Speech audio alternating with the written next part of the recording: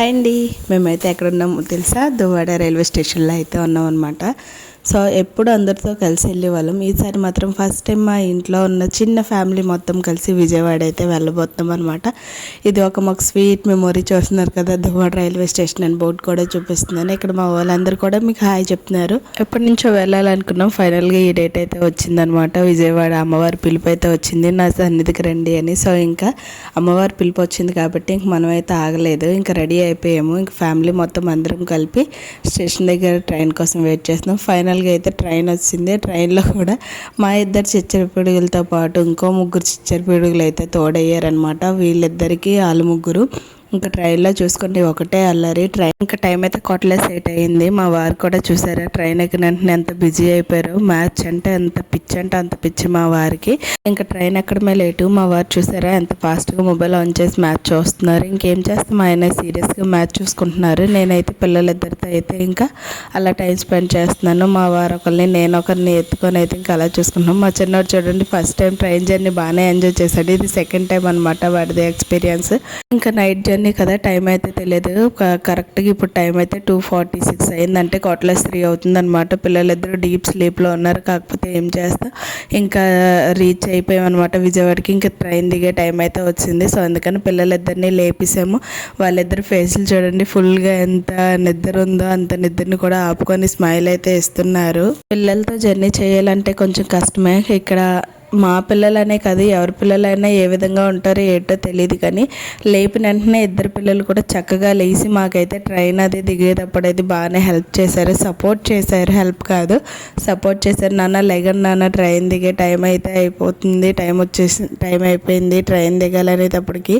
మా పెద్దోడు అయితే లెగిసి కూర్చున్నాడు. ఇంకో పిల్లలు అయితే లెగడానికి కూడా ఏడుస్తారు. అలాంటిది మా పెద్ద బాబు అయితే మాకు బాగా సపోర్ట్ చేశాడు. ఇంక మా చిన్నోడు అయితే నన్ను అసలు వదలలేదు, వాడికి లెగాలని ఉంది కానీ నిద్రపోతూ వదలట్లేదు. సో ఇంకా ఫైనల్గా ట్రైన్ అయితే దిగిపోయామన్నమాట. ఇప్పుడు టైం అయితే 3:15 అయింది.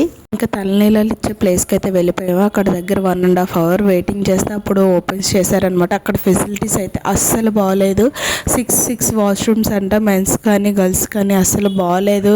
ఫెసిలిటీస్ అయితే ఏమీ బాగోలేదు. అంతమంది జనానికి వాష్రూమ్స్ అనేవి అస్సలు చాలా అంటే చాలా ఇబ్బంది పడ్డాం అనమాట. ఇంకప్పుడు పిల్లలతో వస్తారు, ముసలి వాళ్ళు వస్తారు, ఎంతో మంది వస్తూ ఉంటారు. ఇలాంటి ఫేమస్ టెంపుల్స్కి ఎంత ఇబ్బందిగా ఉంటుందని అసలు ఎక్స్పెక్ట్ చేయలేదు. ఇంకా ఫైనల్గా స్నానాలు తలనీళ్ళు అన్నీ కంప్లీట్ అయ్యి బయటికి రాబోడికి 6:30 అయితే అయిందనమాట. మా వారికి టీ అంటే చాలా ఇష్టం, టీ లేకపోతే అసలు ఉండలేరు. ఇంకా అలా స్నానాలు అన్నీ చేసి బయటకు వచ్చినప్పటికి బొట్లు అయితే పెట్టుకున్నారనమాట. మా పిల్లలు ఇద్దరు ఒక టైప్ ఆఫ్ బొట్స్ పెట్టుకున్నారు. ఇంకా వాళ్ళ తర్వాత ఇంకా మేము కూడా అయితే పెట్టుకున్నాం అనమాట. మా దగ్గరికి ఒక ఆంటీ గారు వచ్చి అమ్మ బొట్టు పెట్టుకోండి అమ్మ అని చెప్పారు. సరే అయితే మళ్ళీ పెట్టుకోము కదా, ఎప్పుడైనా ఇలాగ టెంపుల్స్కి వచ్చినప్పుడు మాత్రమే కదా ఇలాంటి బొట్టు పెట్టుకునే అదృష్టం ఉంటుందని ఇంక నేను మా వారు కూడా పెట్టేసుకున్నాం అనమాట.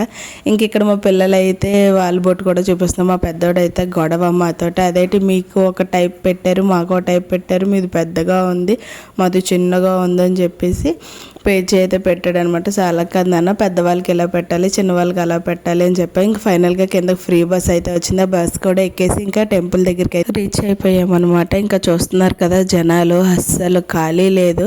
యాక్చువల్గా మేము సండే టైంలో ఫ్రీ ఉంటుంది కదా అని అనుకున్నాం, కానీ అస్సలు ఫ్రైడే సాటర్డే సండే ఈ 3 days కూడా అస్సలు టెంపుల్ అనేది ఖాళీ ఉండదంట.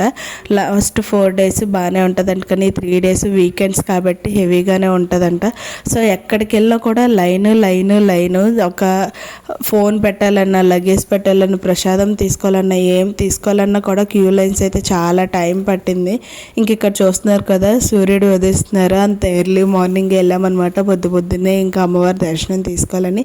ఓంకారంతో అయితే విజయవాడ మొత్తం ఎంత అందంగా ఉందంటే అంత అందంగా ఉంది. భక్తులతో కలకలలాడిపోతుంది టెంపుల్ అయితే. ఇంకా ఫోన్స్ అలో లేవు కాబట్టి ఫోన్స్ లాకర్లో పెట్టుకుని దర్శనం అయితే కంప్లీట్ చేసేసుకొని ఇంక ఇక్కడికైతే వచ్చి కూర్చున్నాం అనమాట. మా వారేమో ప్రసాదం తీసుకురావడానికి వెళ్ళారు.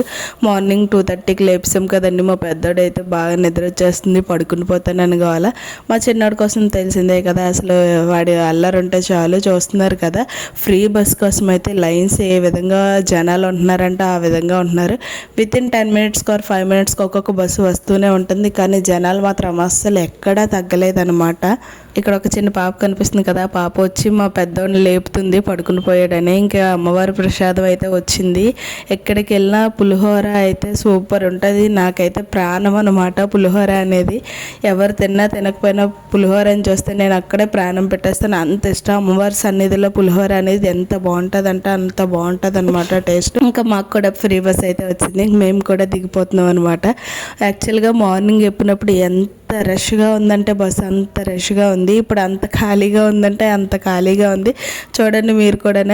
నేను, మా హస్బెండ్, మా పిల్లలు, ఇంకో 2 పర్సన్స్, మేము ఒక 3 పర్సన్స్, మేము ఓన్లీ 5 మెంబర్స్ తప్ప ఇంకెవ్వరు కూడా బస్సులో లేరు. అంత ఫ్రీగా వెళ్ళాము. చుట్టూ చూసుకుంటూ హ్యాపీగా ఎంజాయ్ చేస్తూ పడిపోకుండా ఇరుక్కుపోకుండా ఇబ్బంది లేకుండా దిగుతున్నాం అనమాట. మార్నింగ్ అయితే చాలా ఇబ్బంది పడ్డాము. మొత్తంకి ఎలా అంటే పిల్లలతో ఉన్నామని కూడా చూడకుండా అలా నొక్కేసేవారు అనమాట. అక్కడ ఇక్కడ అలా చిరాగ్గా అయితే మార్నింగ్ పైకి అయితే వెళ్ళాం. కానీ ఇప్పుడు ఎంత ఫ్రీగా వస్తుందంటే అంత ఫ్రీగా ఉంది. బస్సులో జనాలు లేకపోతే ఎలా ఉంటుందో మీకు తెలిసిందే కదా. అండ్ విజయవాడలో ఆర్ట్స్ ఎవరు వేసారో తెలియదు కానండి, ఎంత బాగా వేసారంటే అంత బాగా వేసారు.